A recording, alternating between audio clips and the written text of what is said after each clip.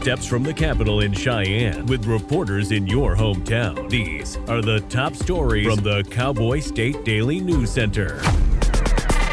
It's time to take a look at what's happening around Wyoming for Thursday, November 27th. Happy Thanksgiving. I'm Mac Watson. This newscast is brought to you by the University of Wyoming Center on Aging. Did you know that 1 in 3 Wyoming adults have prediabetes and most don't realize it? Are you tough enough to know your numbers? Take the quiz at findoutwy.org. Authorities reported Wednesday that Chance Engelbert's death was likely an accident by falling off a Scottsbluff National Monument cliff. Cowboy State Daily's Jen Coker reports that the Engelbert family and others don't buy the cause of death. Chance's mother told me that they don't have a problem with the cause of death. They do believe that based on his injuries, that he did fall from the top of that cliff.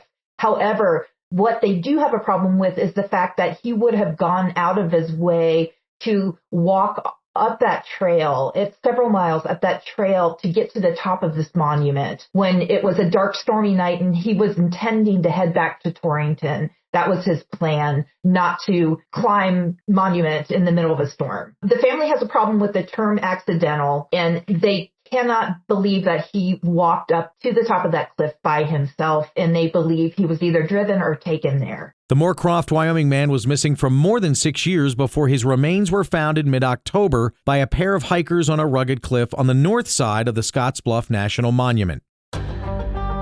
Wyoming U.S. Attorney Darren Smith dropped felony diesel delete charges Wednesday against Gillette-raised mechanic Levi Kretsch. Cowboy State Daily's Claire McFarland reports that the dismissal and a Trump pardon for another delete mechanic signals a less aggressive approach toward the practice. When the Trump administration took over this year, things kind of started to shift, and we could see that with the pardon of another delete mechanic, Troy Lake. And then on Wednesday, the federal district for Wyoming, helmed by Darren Smith, went ahead and dropped its felony level case against Levi Kretsch. Darren Smith called it the best interest of justice. It's still illegal to delete diesels, but this administration has a very different approach to it than the Biden administration, and just some signs that there's a softer, potentially, stance on it. The 31-year-old was charged this summer with 1 count of conspiracy to violate the Clean Air Act and another of tampering with a monitoring device in the U.S. District Court of Wyoming.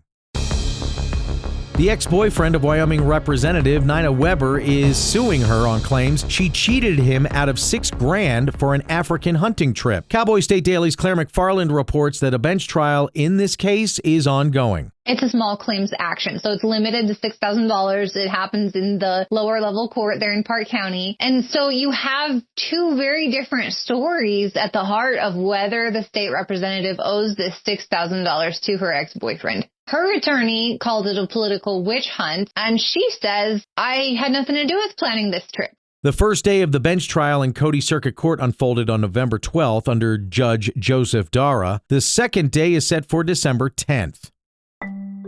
Wyoming chefs say they don't trust artificial intelligence to tell them how to cook Thanksgiving dinner. Cowboy State Daily's Renee Jean reports that AI is good for a general recipe, but sometimes artificial intelligence can miss key steps for that perfect bird. It's maybe not the best thing you could do, but it's okay. So you get a almost right, just okay recipe for turkey. It's probably a good starting point if you didn't have a cookbook in the house or anything like that. But the almost right things, I think, are what's really going to get the inexperienced chef, because they're not going to realize that what they're being shown is leaving some things out that they need to know in order to make that turkey come out the best that it can be. Wyoming chefs tell Cowboy State Daily that AI turkey recipes miss key steps like brining and resting, so they still trust human expertise for a juicy, tasty turkey.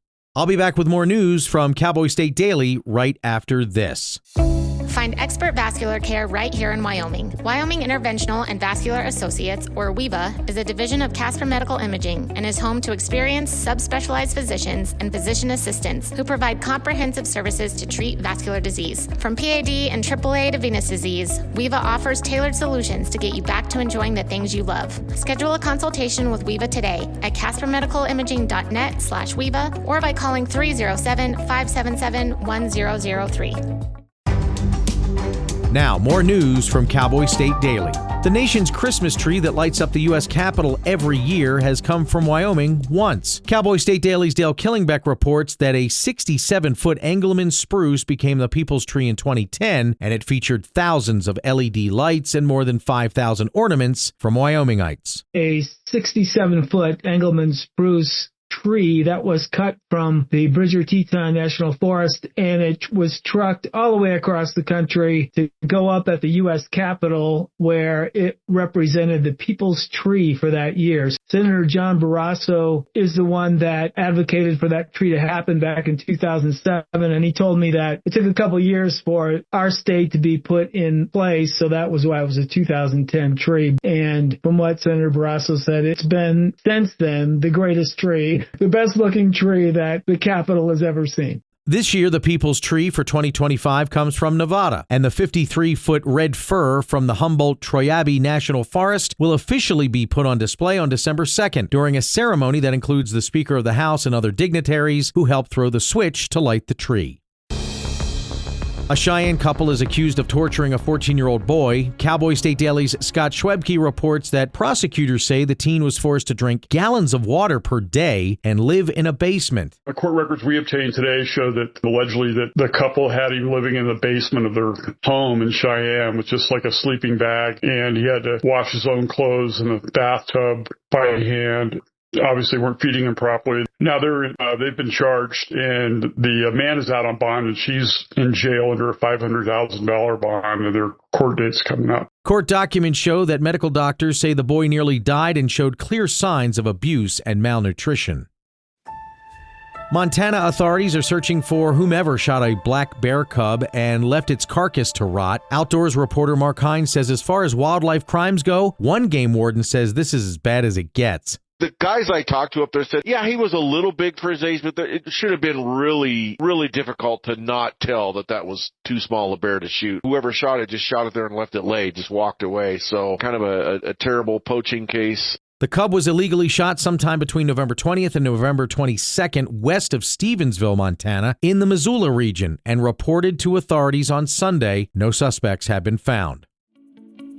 Prior to the 1930s, Thanksgiving in Wyoming included jack-o'-lanterns, costume parties, and going door-to-door for what was basically trick-or-treating. Cowboy State Daily's Jackie Dorothy reports that the proper outfit was to wear a mask and costume for dinner. So historically, Thanksgiving was all about costumes, jack-o'-lanterns, and trick-or-treating. Halloween actually stole those traditions from Turkey Day. And this occurred in Newcastle, in Rawlins, in Cheyenne, and the newspapers of the day in the late 1800s all the way into the 1930s said that Thanksgiving was a day for kids to go wild of all ages, from grown-ups to kids. So everything that you think about on Halloween actually used to be celebrated on Thanksgiving. The proper dress code for a Thanksgiving party, according to the 1913 Cheyenne State Leader, was a dainty and becoming Perot clown costume, complete with fluffy black silk pom-poms and a pointed cap.